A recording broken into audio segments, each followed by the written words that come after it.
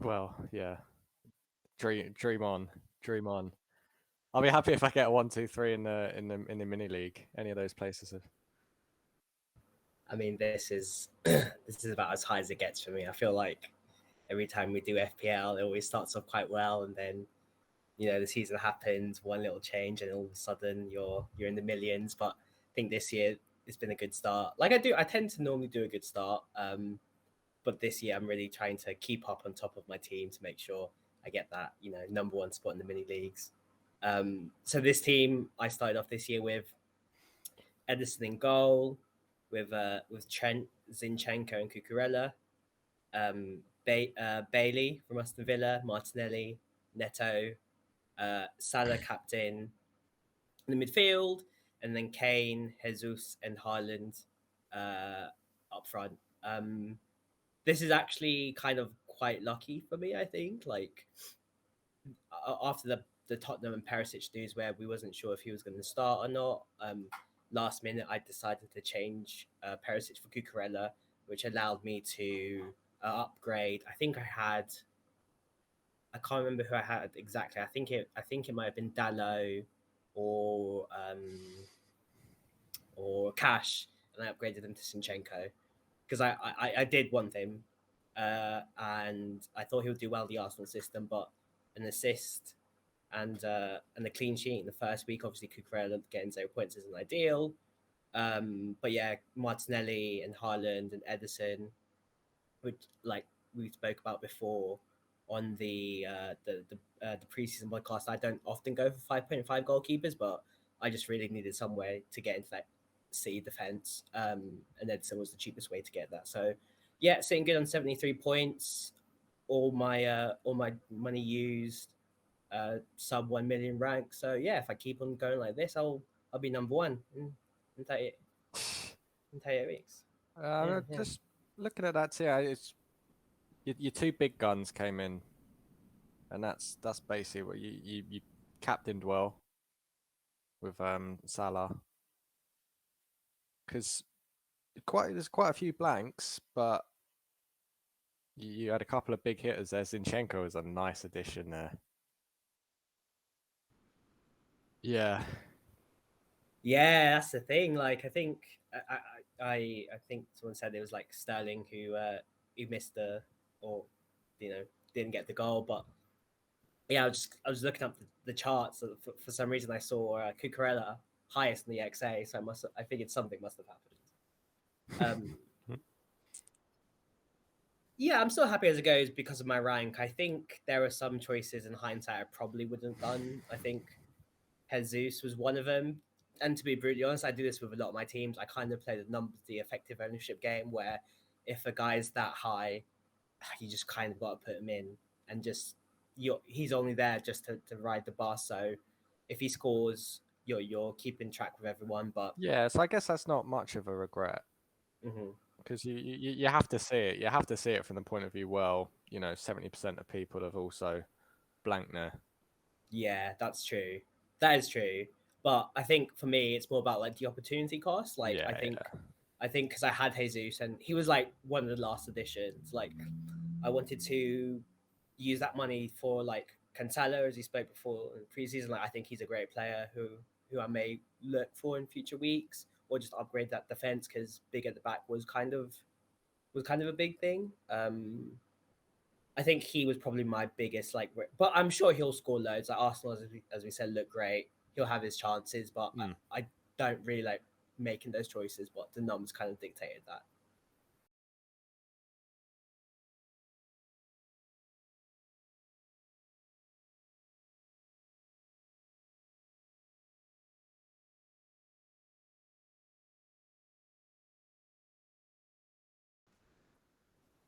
no Salah gang rise up. Yeah, I mean, you always look at that. You always look at that when you go for or you don't go for someone like Salah. You're always looking at how they haul week to week.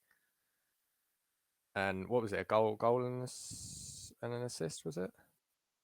Yeah. So I mean, that's pretty horrible. But yeah, and Son. I mean, Son played well. only got an assist out of it. But I got good points from my defense, 3 clean sheets there, which is a strategy. I'm I'm I'm going on the centre backs, premium centre backs, rather than the fullbacks trying to save money. I'm not too disappointed in Jesus, Diaz, and Grealish, to be honest. All 3 of them had very, very good games. If you watch all 3 of those games, they were all excellent, and that gives me confidence over the next few weeks. I think they'll be good for points. Certainly Diaz and Jesus. Grealish needs to see more end product from him, but yeah, it wasn't too bad. Haaland came in. I was pleased with that. I think like for your team, Matt, like it's a team that on another day could have got a decent haul because, as you said, Grealish played really well. He's clear to their philosophy and team play. So when Tottenham score, usually Son and Kane have Yeah, the bag of points they didn't, so that's unlucky. Diaz had some great chances. Saka, as we said, looks good. yeah, he Yeah, hit hit the the post. Yeah, post. and a So goal disallowed as well. Yeah, yeah, exactly. So like it's just one of those weeks, isn't it? You're in the yeah, opposite side of XG. I think exactly. And personally. because what I've done, I mean, you guys have gone for a few more top end premiums, have squeezed a few, and have sort of balanced that with guys like Bailey and Neto. I've really gone for more of a balance. There's a lot more sort of medium players in there, mid rounders, but there's a good balance to it. I feel confident in that team, for a few weeks. No, I'm happy with. I'll always look at maybe Son or Salah, but I'm not gonna gauge it after 1 week. I've picked this team for like 7, 8 weeks to start the season. I don't plan to make major changes in that time. Yeah, I think it's very easy to say like City, Bournemouth, or the Liverpool game, but I think for me, I want to see Bay for Aston Villa, and Neto and Andreas for Wolves and Fulham. Like I think you can never tell how squads are in the first game week, but I think if, for example, these players blank again in those game weeks, or at the very least don't look on top of it, or the team don't look on top of it, they might be transferred in a lot of teams, or worst comes to worst, everybody transfers out. You not only have like a 5.5 million midfielder, but you also get a price decrease with that. So that's also something I look out for personally. Hmm. I I mean, and also with Fulham looking so good, we kind of want to say, oh, is this like a game one thing against Liverpool where they're up for it, or is this a sign of like this is Liverpool revamped and ready to go? So I think for me, those are the 2 games I'm looking out for. Yeah, I think you're spot on with the Villa and Wolves points. Bailey and Neto. I mean, these are games that they have to take advantage of, and if they blank in games like this, you do really have to consider them going forward. I think it'd be an interesting one, that Wolves one as well, for Pereira as well, a player who is in most. I think he's in all of our teams. Yeah. So you always want that 4.5 that becomes a genuine viable option. So this could be the sort of game for him where it becomes interesting. For me, I'm looking at that Tottenham game, Chelsea Tottenham, because for both sides really, because Liverpool and City players are fixture proof. We know that you start them every week. With Chelsea and still Spurs to an extent, there is a bit more hesitation. I you know a lot of people have taken out Kane this game week, not just because of Haaland, it's because of Tottenham have a couple of these kind of games coming up. They've got Chelsea and then I forget who they've got in a few weeks, but they've got another tough game coming up after that.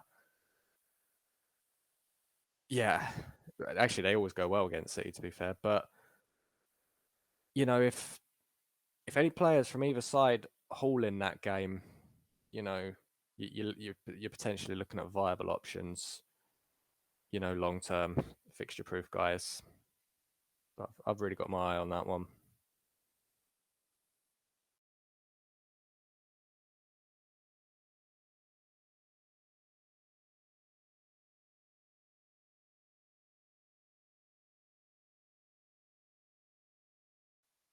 There's quality players. I personally, I never, home or away, I never feel like Leicester is, a 3 points. I never just sit there and think, yeah, we got to win this, because they've got too many good players all over the pitch, really. Yeah, Bowen's been largely overlooked so far. I, I, I don't doubt it was a big part of that was week one at home to Man City. But it's also that price rise. He had a great season last year, but he's really got to justify that bigger price tag now. I also think for the defensive options for West Ham, like I think, like there's some solid defensive players you could possibly pick there in the Moyes' team, where it could be a good source of clean sheets. And obviously, like game week one, they had City. That's kind of like you just scratched that off the list. It's like a loss anyway. Yeah, So it'd be I good to think we see spoke what about options that. they have. Yeah. Yeah, yeah. Just one more is that Brentford Man United game as well. Brentford have a very, very, very nice run of fixtures coming up after that. It could be an eye opener for some potential Brentford assets. Maybe Tony, Bumo. Yeah. Yeah. So for me, my first player is Darwin Nunez. As we said last week, early in the week, like Fulham did quite well against Liverpool, but when Darwin came on, it was kind of completely different side. Roles completely swapping around, where Salah was whipping balls to Nunez. He was running across defenders to get shots on. As you can see there, he had 0.9 XG in 40 minutes. Also, you got Trent, who we know who's a quality football player and passes the ball. We'll eventually find him with those disgusting crosses. He's proven that he doesn't need to start or play the full 90 minutes to score. He feels like he's going to be one of these tempo players that that when he comes on or if he starts, Liverpool will just look for him. And similar to on your point, Sharon, about like we look about how teams bounce back. Like let's be honest, for Liverpool, a 2-2 draw is a disappointment. So I reckon Klopp and the team will be fired up, and I Anfield would as not be well. Anfield. Yeah, I would not be surprised if it's a high scoring game against Crystal Palace. Yeah, Nunes is very interesting. Taking him over Haaland, I don't see that yet. But we could be heading soon into territory where actually you can justify both of these guys, two premium sort of strikers up top. It's been a while since the premium strikers had that sort of love, but we're very close with what we've seen so far from those two guys. Back on the menu, boys.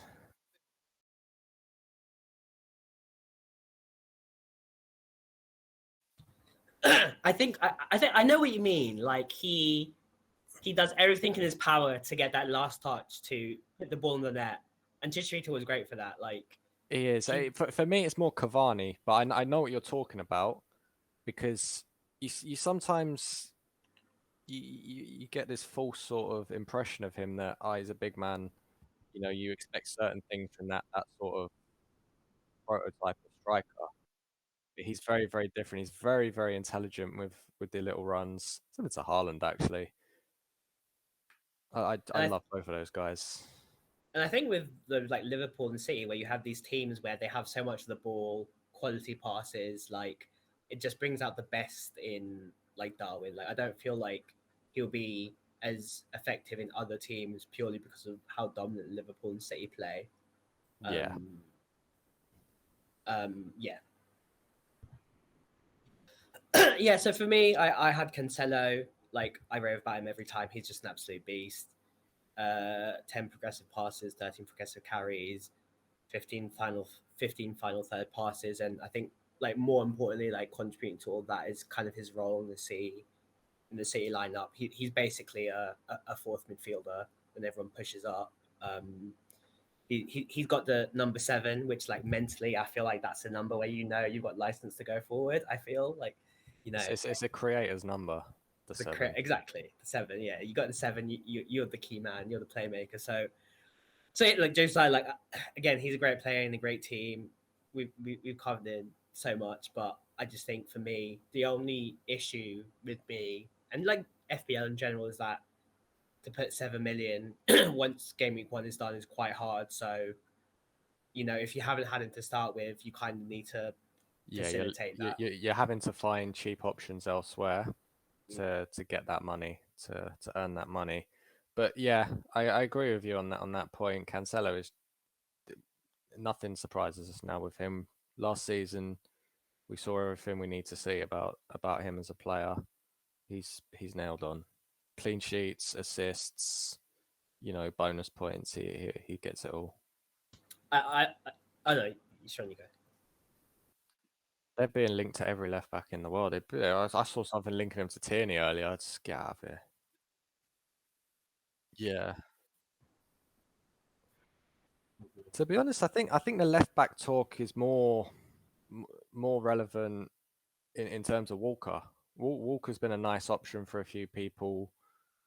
In terms of his price, bit of a cheaper option. He's not obviously got the attacking sort of gains that Cancelo will get, but he's been a sort of semi-premium option for quite a few people. So if they bring in another left back, then Walker's less of an option for me. That was actually going to be my point. Like, so City just agreed a fee for Angelic left back Sergio Gomez. Oh yeah, there you go. So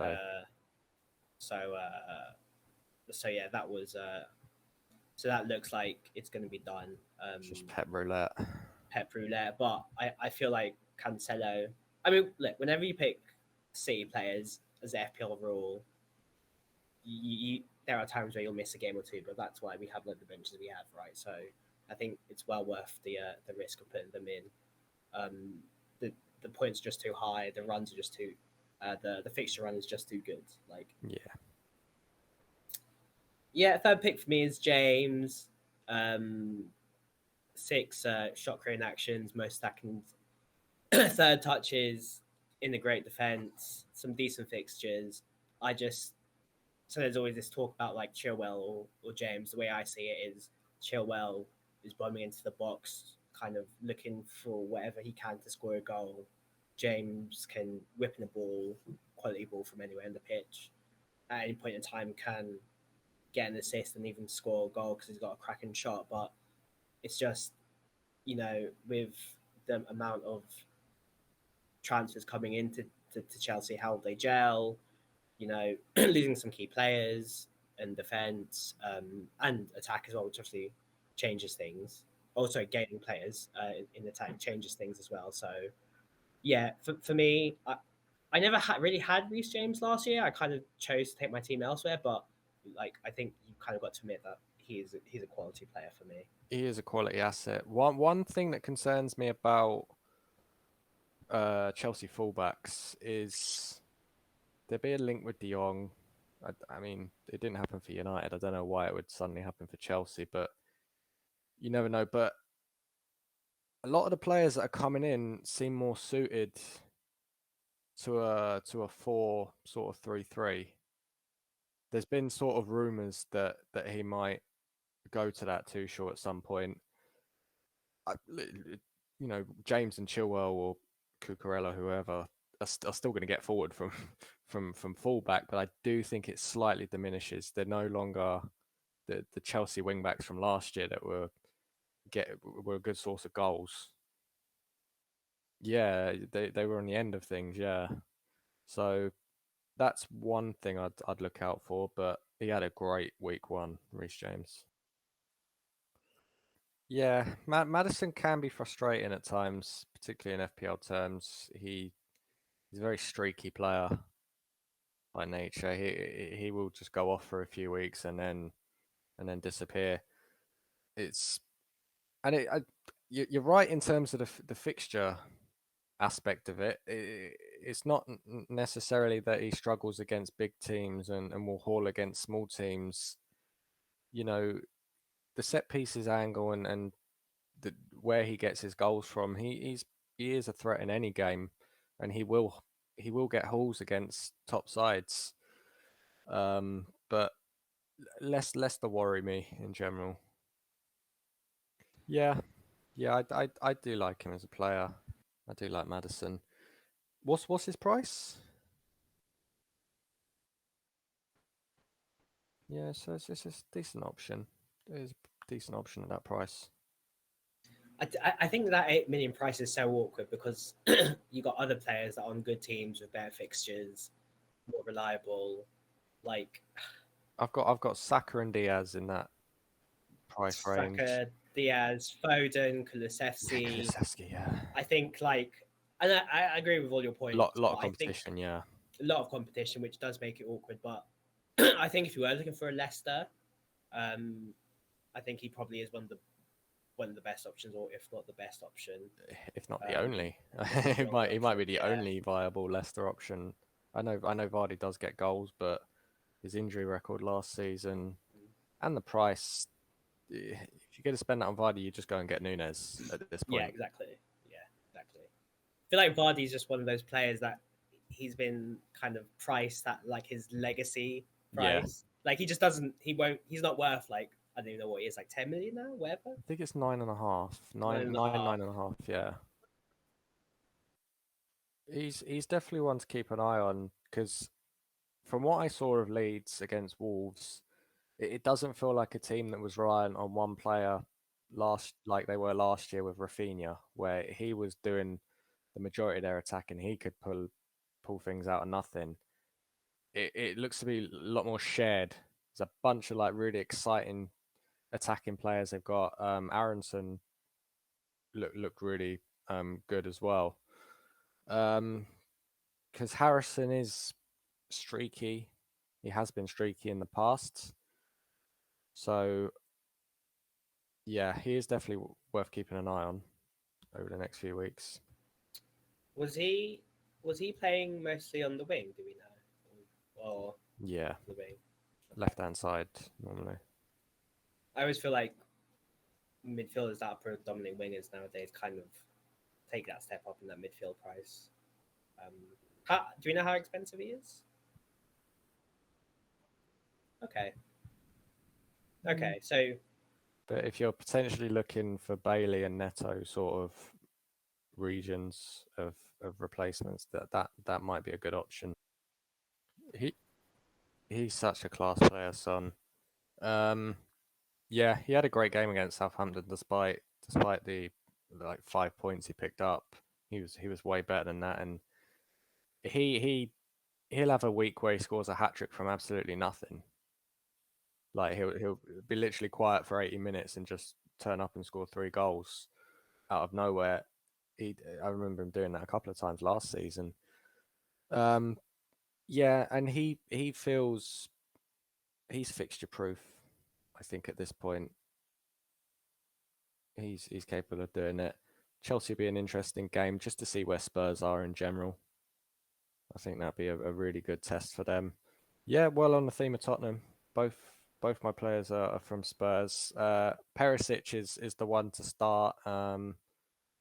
Didn't start on Saturday to the surprise of many, and that is a concern. And I think this will be a long term sort of look at Perisic. Not so much about his performance. I think most people agree that when he's in a team, he's going to have an impact in attacking areas. But I want to see more about the rotation. I want to see how often Conte changes his team. He's normally someone that has a team and then largely sticks to that injury allowing. So it'd be important to see when he gets into the team and for how long he stays there. Another concern Tottenham wise is they have improved defensively under Conte, but they don't pick up as many clean sheets as the teams around them.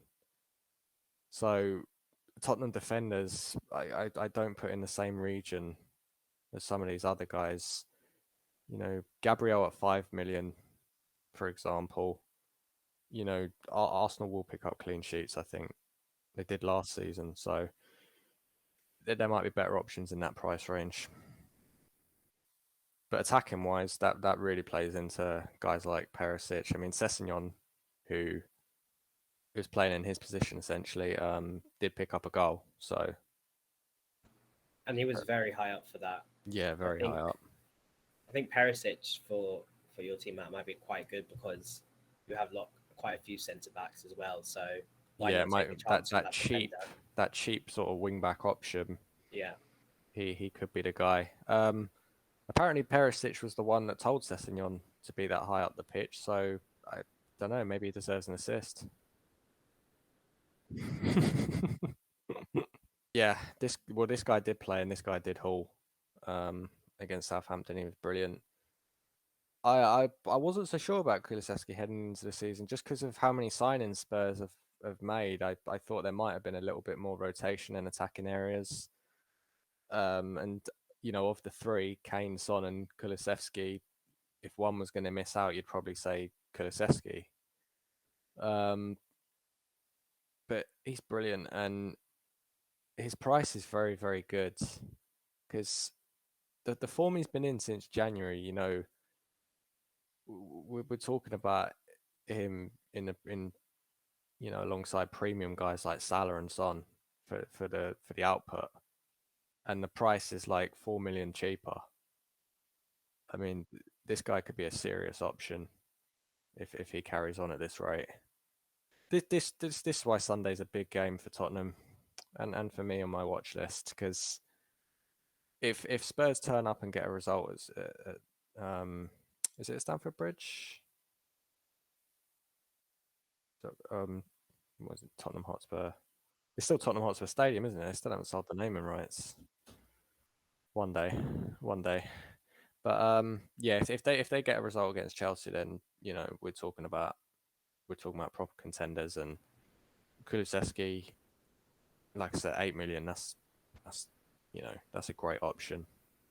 especially with those good fixtures after Chelsea as well. Those are some some nice fixtures that people probably like to target with Son or Kane. But if you're looking to get in for like a cheaper option, like why not? Like yeah. Yeah, so I think if I couldn't tell from earlier in the recording, but like I think for me doing Kane to Darwin makes the most sense. Like I came into game week 1 knowing I wanted Haaland for sure, but also wanting a Tottenham attacker. Couldn't get Son, so I settled for Kane. And after Kane blanked, I was just kind of thinking I don't really want this player on my team. Judging by like, obviously he's a quality player, but like I just didn't. I didn't want him. A hell of a reaction, honestly. I didn't want him. I wanted someone who kind of felt like more of the focal point, like in terms of goal, and after higher forward exactly. I just wanted Darwin. I think at this point it's worth a punt. I already have Haaland, so I don't need to make that transfer.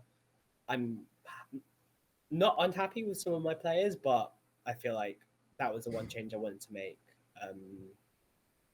But yeah, that transfer's locked in. That's done now. So yeah, I mean that's I like that. I like that transfer.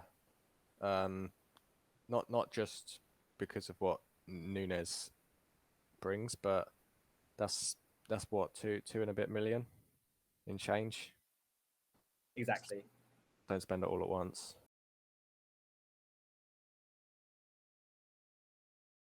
Wow, terrible.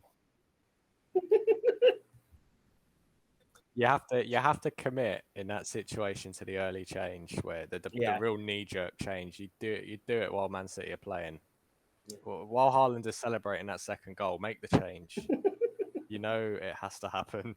Get in before the price rise. Yeah, it fluctuates like mad.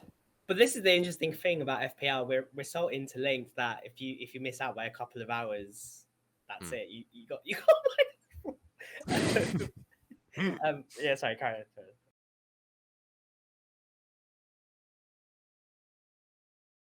I think with like a -4 in game week 2, it's a good time to ask your opinions on hits. Like, do you like taking them? Do you take them a lot? No, What's your mentality? absolutely not. Unless it's like a dire situation and like you literally cannot field an 11 because of injuries or something. And even then, I might second guess it. I just nah. It's just nothing. There's no such thing as guaranteed points in FPL. Giving 4 away is just it's not the best in my opinion. That's some damning. No, I don't think this was part of your strategy coming into the season. No. Well, I was gonna say that there's really a lot to dislike about that. These changes that you've made because I love Saliba. He looks awesome. I still don't think he's guaranteed yet. Tomiyasu's coming back soon. It might still be White and Gabriel. You know, Arteta. You got to work your way in for him to kind of trust you. It's not. I don't think it's going to be automatic that he comes straight into the side. And I love Trippier. Even in tough game weeks that Newcastle have a couple of humdingers coming up against Liverpool and City. I still love Trippier as an option. Those set pieces and whatnot. So yeah, I dislike what you've done here. One thing that none of us I don't think did. JC, you definitely didn't. The premiums you fit into your team. Some people like to leave that sort of 0.5, 1 million in the bank coming into the season, specifically for situations like this. Have any of you guys ever thought of that as an option?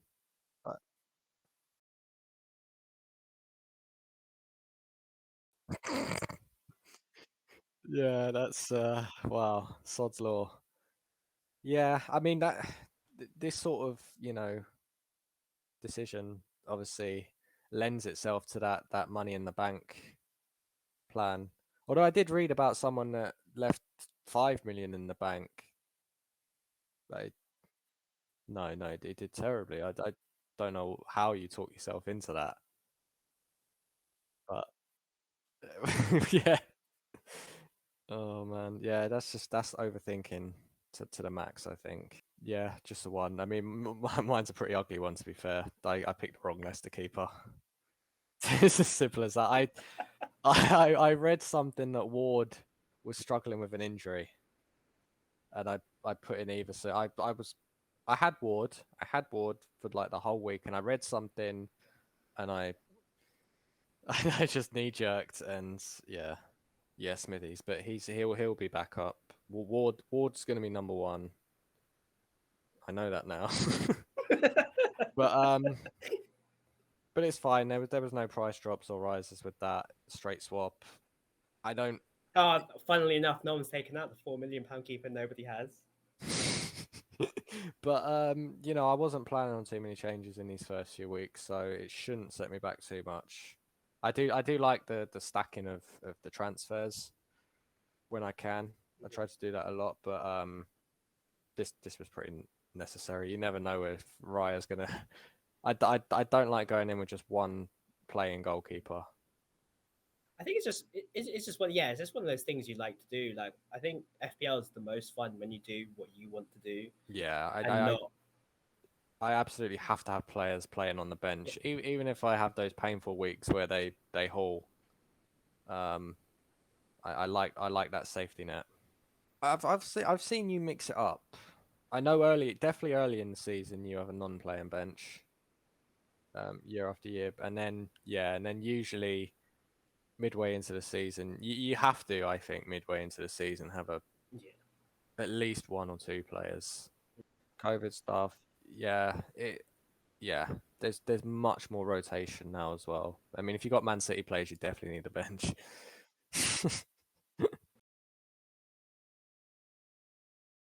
Yeah, I felt good about my team in week one.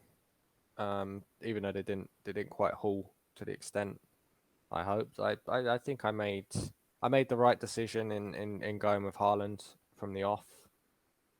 I like my centre backs as long term options. they will pick up good points over a long run of games. It's just the Grealish one for me. He has to start bringing in hauls early in the season. Otherwise, Yeah, I'm very happy with my team. I think you can't really complain when you've got like 73 points. So it was one of those weeks I didn't really have to make changes, but this team is kind of being stuck with it. I no plan to use wild card or anything like that. I'm just looking forward to the next game week.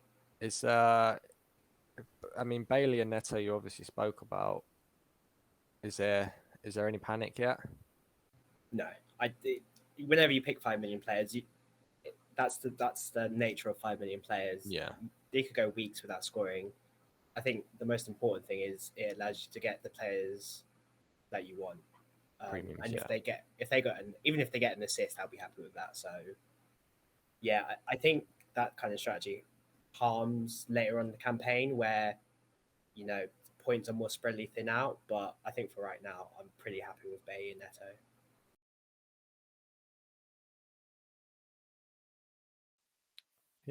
he did have a pretty quiet game against Fulham.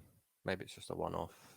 I mean, Tete was keeping him busy on that right-hand side for Fulham, to be fair. But yeah, he is highly priced, and there might be better options. You might be able to use that money elsewhere. Yeah, I mean, you've taken that sort of Liverpool gamble there, where if they get a clean sheet and one of them, picks up an assist or something, that's a great haul from two defenders straight away. Yeah, I love the double. I like doubling up on those reliable defenses as well. Hmm. You would just how are you to know that Fulham were going to play like that? So I still think it's a good pick. They've still got some good fixtures, so I reckon you're going to get a decent amount of points. How are you to know that Haaland's price will go up and Kane's will go down?